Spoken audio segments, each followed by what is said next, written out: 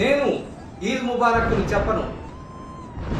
ఎందుకంటే నేడు దేశంలో హిందుత్వవాదంతో, మతం పేరుతో, సంఘ పరివారం సైన్యంతో, ఫాసిస్టు పాలకుల అండదండలతో భారతదేశం మతోన్మాదంతో తగలబడిపోతుంది.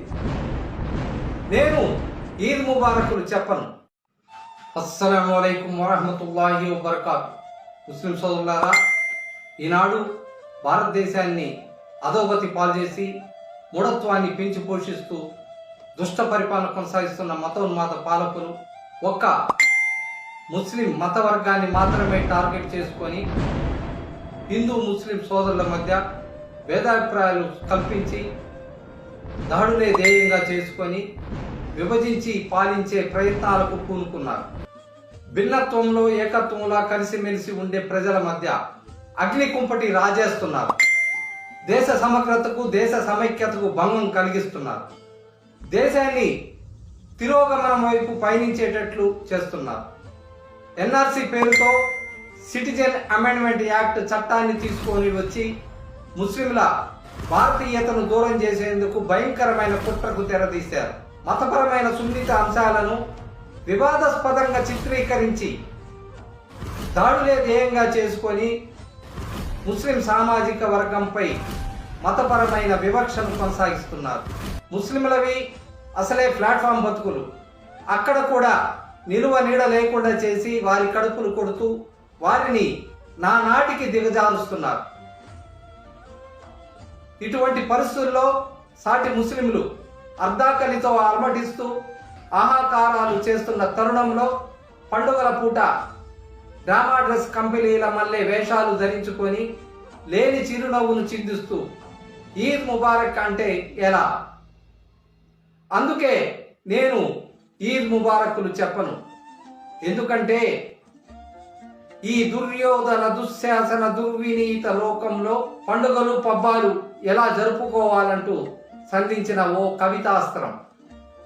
నేను ఈద్ ముబారక్లు చెప్పను. ఎందుకంటే నేడు దేశంలో హిందుత్వవాదంతో, మతం పేరుతో, సంఘ పరివారం సైన్యంతో భారతదేశం మతోన్మాదంతో తగలబడిపోతుంది. మసీదులను కేంద్రంగా చేసుకొని అజాన్ బ్యాన్ చేయాలంటూ మత ఘర్షణలు సృష్టించేందుకు కొత్త వరవడికి ద్వారాలు బాగా తెరిచారు. నేను ఈద్ ముబారక్లు చెప్పను.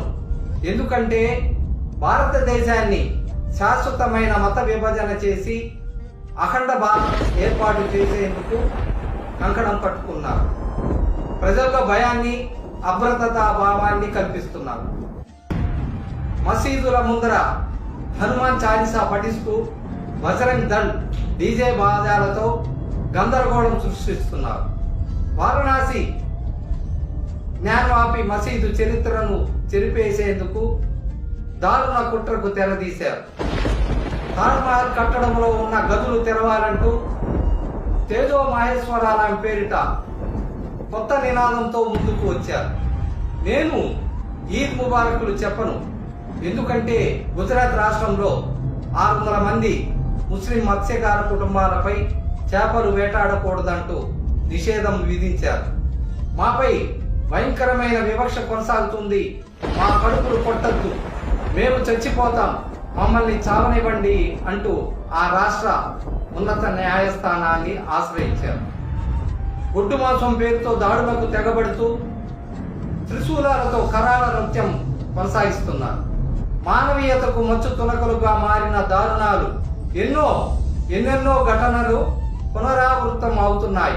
దేశ చరిత్ర నుండి ముస్లింల అస్తిత్వాన్ని తుడిచివేసేందుకు ప్రయత్నాలు జరుగుతున్నాయి. కుతుబ్ మినార్ను విష్ణు స్తంభంగా పేర్కొంటున్నారు.